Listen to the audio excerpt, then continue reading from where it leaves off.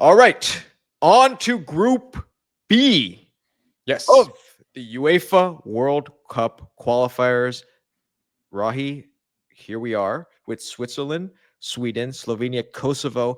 No decisions to be made based on the Nations League on this group because this is the group that's set.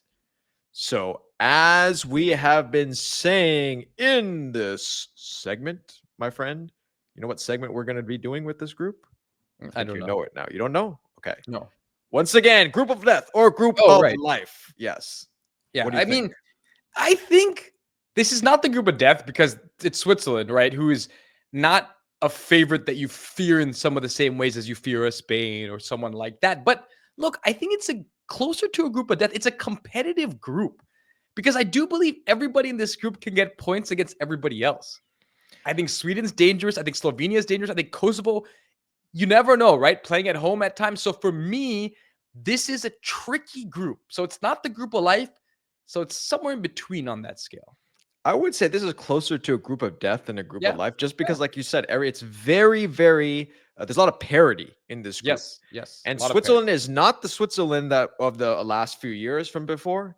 And I think that some of the players are on the downswing. And, so they got some new guys. I know. We'll get into it in a second. We'll get some new guys, but I don't think we're there where they were before.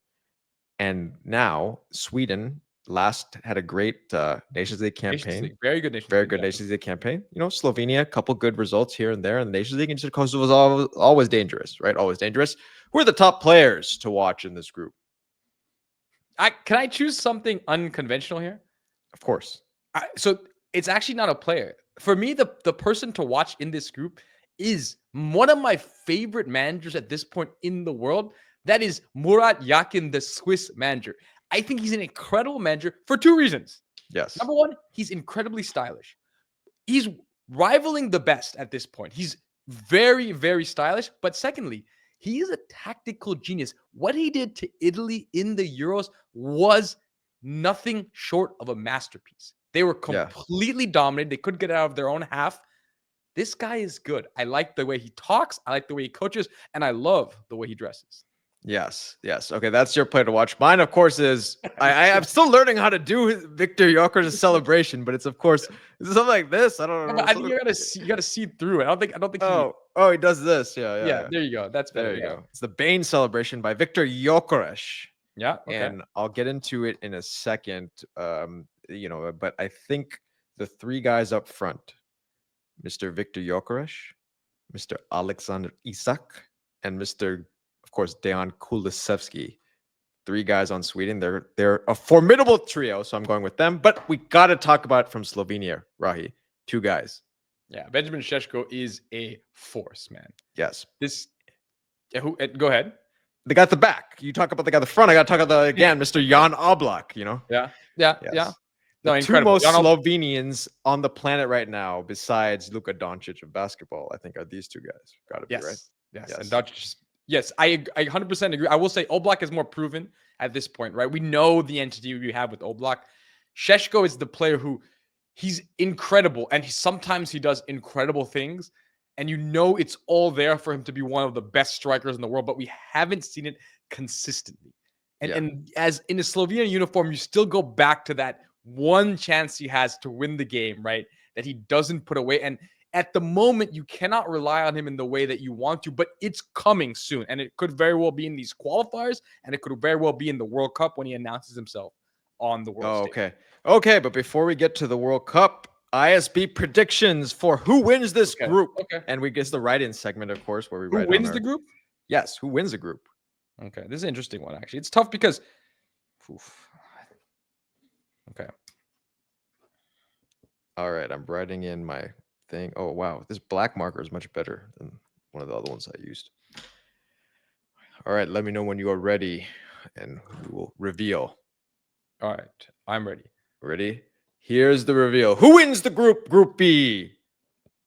Oh, look at that. We have some agreement about Sweden winning the group. There you go.